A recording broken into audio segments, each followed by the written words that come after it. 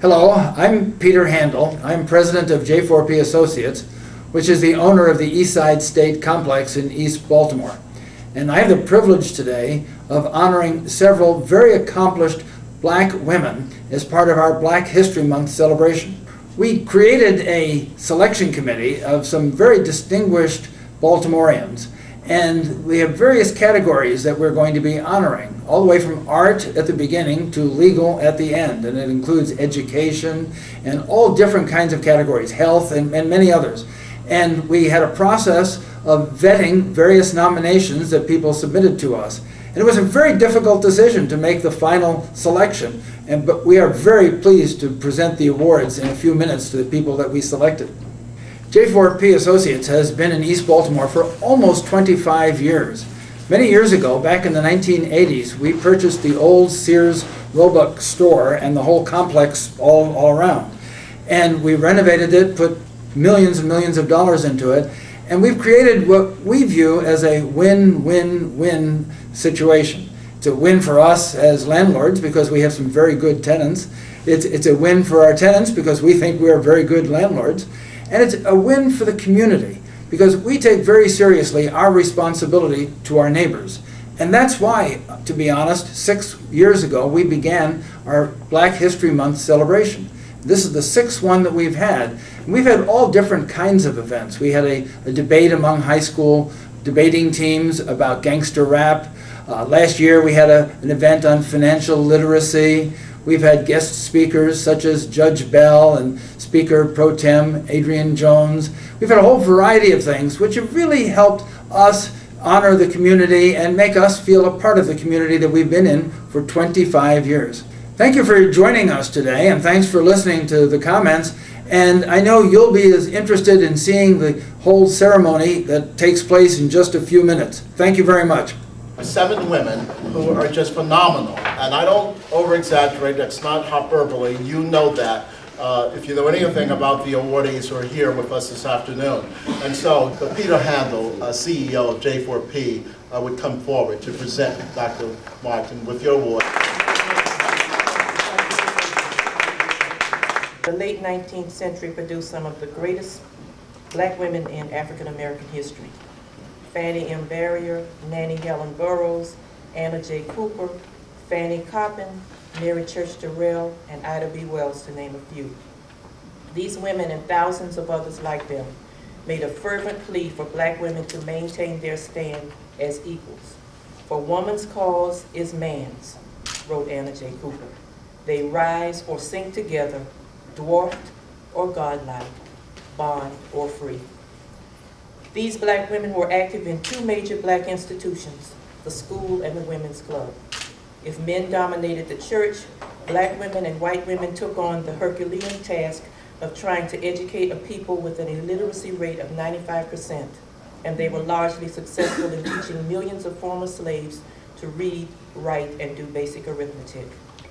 In the women's clubs, more privileged black women worked together with their not-so-privileged black sisters. Josephine St. Pierre Ruffin, a pioneer in the women's club movement and founder of the New Era Club of Boston, came from a privileged background, as did Mary Church Terrell. Yet these women, like others of their class, were deeply committed to advancing black people on the whole, regardless of social class or status, and to relating to all black women as their sisters. They stated categorically, "We are not a set of butterflies on dress parade. Most of our club women are the best housekeepers, the best wives, and the best cooks. Yet we are the most self-sacrificing women, ever on the alert to relieve suffering humanity." Their pledge was the promise to stand united for God, ourselves, and our race. Their motto, the words, "lifting as we climb," and their most basic belief that a people can, quote, rise in the scale no higher than its one.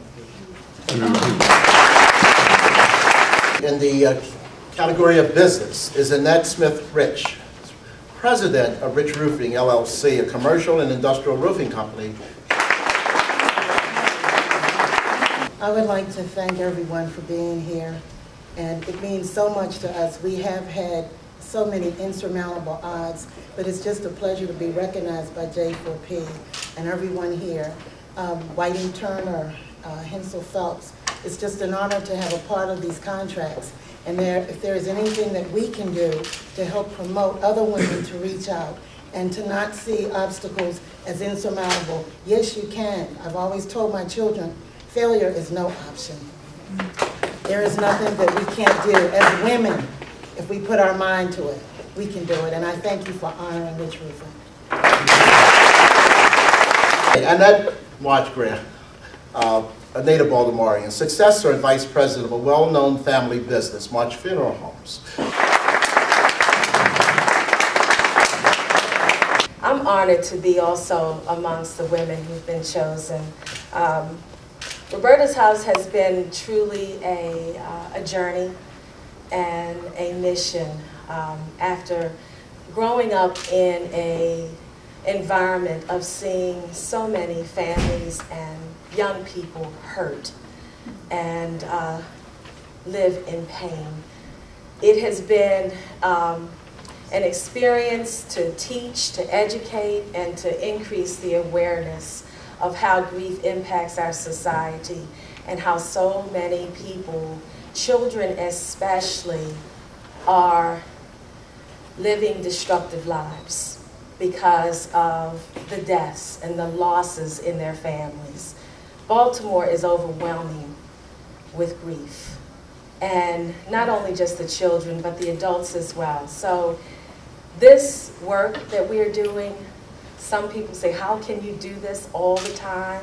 To walk in the shoes of someone who is suffering. It is such a reward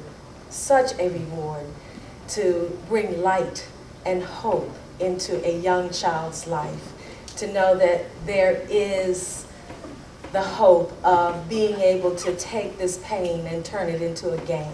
And healing the hearts of children is our mission and our goal. And thank you all for those who've been there to support us in our journey in this path. It is new, we continue to grow, and our numbers are still increasing. Thank you, and God bless you all. In the field of government, LaWanda W. Jenkins, who's Special Secretary to the Governor's Office of Minority Affairs. My mom did work down the street at the Sears. I'm a Baltimore girl. My father ran a inner city market at the corner of Mosier and Monroe Street. I'm a product of Baltimore City Public Schools and Maryland Higher Ed. And this is my life and this is my home, and it is just a wonderful honor to be a part of today's event. But I want to take the focus off of me for just a moment, because when I learned about the event and what Peter Handel has done for so many years, I thought it was only fitting to incorporate him in this moment of recognition today. So Peter, if you will join me, I would like to present you with a citation from Governor Martin O'Malley. And yes, I'm at that age where I have to put glasses on for everything I do. And it reads as follows: J4P Associates, Inc., be it known that on behalf of the citizens of this state, in recognition of your efforts to promote business prosperity and community enrichment in East Baltimore, and for honoring Maryland Women of Leadership during your 6th annual Black History Month program celebration, and as the people of Maryland join together in expressing our gratitude and sincere best wishes for your continued success, and might I add, your continued commitment to recognizing wonderful people during Black History Month. We are pleased to confer upon you this governor's citation dated February 28th, signed Governor Martin O'Malley, Lieutenant Governor Anthony Brown. Thank you so much.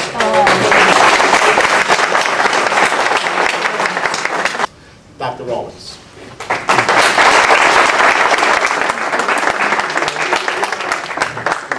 This is really, really, really an honor for me, and I thank you sincerely. I'm also impressed to be on the slate with so many beautiful women who've done so much. I'm one of the luckier people who, you mentioned that a lot, none of us look for thanks or gratitude for what we do, but we really don't look for it. But I'm one of the luckier people because I can hardly go anywhere and I'll bump into somebody who tells me that I took care of their kids, or I did something, I said something to them that made a difference. And it really, really, really makes me feel good. Being a pediatrician, you're not just taking care of ills or trying to keep children well. You really can make an impact on the whole family. And I know more than once I encouraged the young mothers and young fathers to go back to school or go back and apply for the job that they didn't get the first time they applied for it. It just made such a difference in their lives, and it made such a difference in my life. I really, really, really feel honored to have had, to be honored for something that I love to do so much. In the field of law, Dana Peterson Moore. Thank you so much, J4P, both you and your wife, Pat. I don't get honored very often, and you can tell that because I think I'm the only one that put date of birth and date of graduation in their bio. I have that going for it. I won't do that again. I noticed in the literature that's scrolling that J4P has been honored numerous times as a model property owner. I really accept the award in the name of my mother. My mother was a homemaker. She still is. But my community spirit I get from her. She is the radical liberal activist that my husband is. It's that firebrand spirit of, we're not going to take this anymore. No, we don't have to tolerate that. We can make a change. We can make a difference. That's my mother. And if I have any, if you're honoring me for any little bit of that, if you see that in me, I thank you for that. I do get it. Honestly, I get it from my mom. My father has been honored so many times. He is a living first. He was the first black aviator in the Marine Corps. He was the first black general. When he retired, he had 3 stars. Thank you very much. I'm going to try to keep doing good work. Thank you. The other category, and by the way, which is education, Dr. Hayden did not know we were be honoring her today.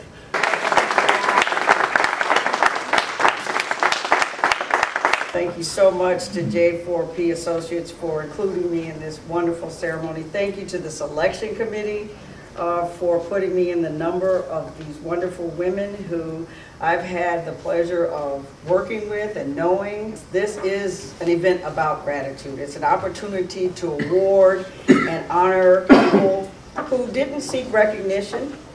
And the fact that they are recognized is because they are often very dependable. They're the ones that are going to be there. They're the people you can count on, and they're not seeking fame or glory. And many times they've worked behind the scenes with quiet perseverance. And they've helped so many people and inspired others by their example of service and their generosity of talent and spirit. Thank you again for including me in their number and providing me with the inspiration to do better and to do more. In all seriousness, I think in a real sense, not just today, but all the time, we're all black, we're all white, we're all brown, we're all yellow, we're all male, we're all female. I really